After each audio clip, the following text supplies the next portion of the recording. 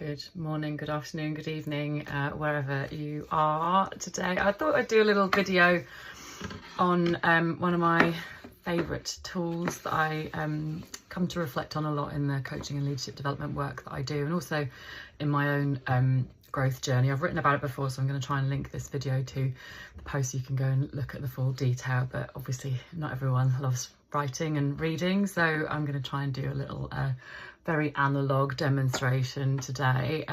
So this is the tool here. It's called the Ladder of Conscious Competence, or the Stairway of Conscious Competence. It's been around since the 60s, and it's a tool that helps to describe the process that we go through when we're learning or acquiring a new skill.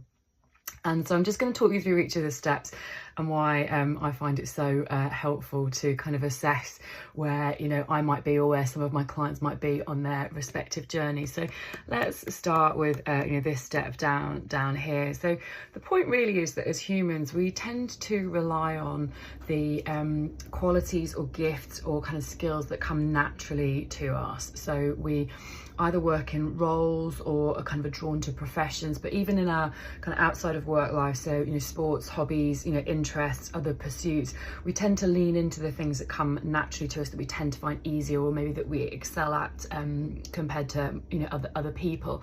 But the point is, we tend to do them in an automatic kind of default way. We're not really thinking about why we might be better at it than somebody else, or what it is that we uniquely do that's different to somebody else, which means that we're more likely to kind of excel and succeed in it. We do it for the large part unconsciously, which describes this stage here. But at some point then in our growth journey, we will move into a different context where we suddenly are confronted with the fact that there's all this other stuff about the subject or about the profession or the skill that we don't know. And we start to understand not just what we're doing, but we start to maybe even question, you know, why we're doing it, or even how we're doing it. And we start to see the difference between where we are and where we're trying to get to, and the gaps that exist in our knowledge. And this stage here can be really, really uncomfortable. It can sometimes feel like our whole identity is being called into question, especially if we've lent on our kind of innate skills and abilities to succeed in a kind of work environment, and perhaps we've moved into a, you know, more senior role. We've started to take on line management responsibilities. Maybe we think that, you know, we should, you know all the answers as a line manager. We feel like we're going to get found out for being a fraudster. This is where imposter syndrome can kick in. And so this stage can feel incredibly discombobulating, and it sometimes can feel like we're going backwards in our growth journey. Maybe we don't know anything at all about the subject that we thought about. It can feel really, really hard to be here.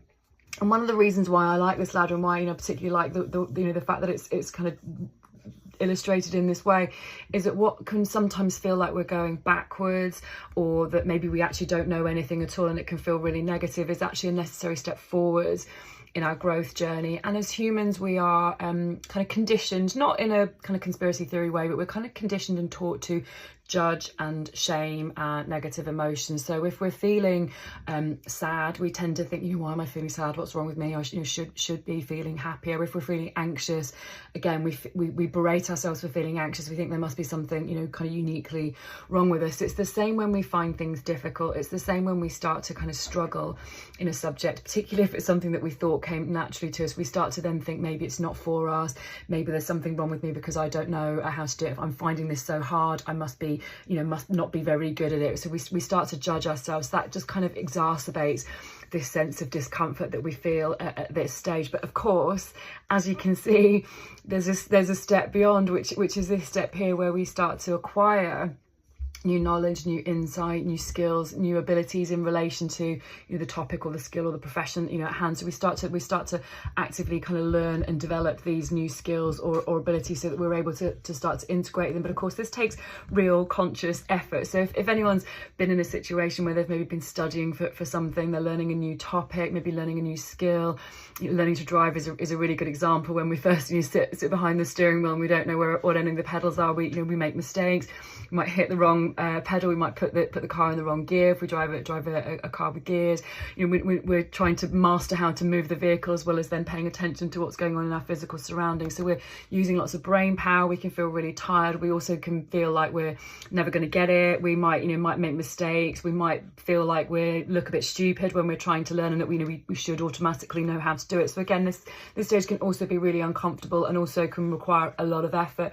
But as you can see, we start to then acquire the new skills and abilities, and they become fully integrated at our kind of new leveled up way of operating, which is this final step here. And we start to then operate at this new higher level of skill and ability, but in an unconscious way. We've integrated it into our subconscious mind, and we can then start to do it without the conscious attention that we do. And again, driving is a really good example, or another skill that once we've mastered it, we're not then consciously thinking about how we're doing it or why we're doing it. We're just doing it.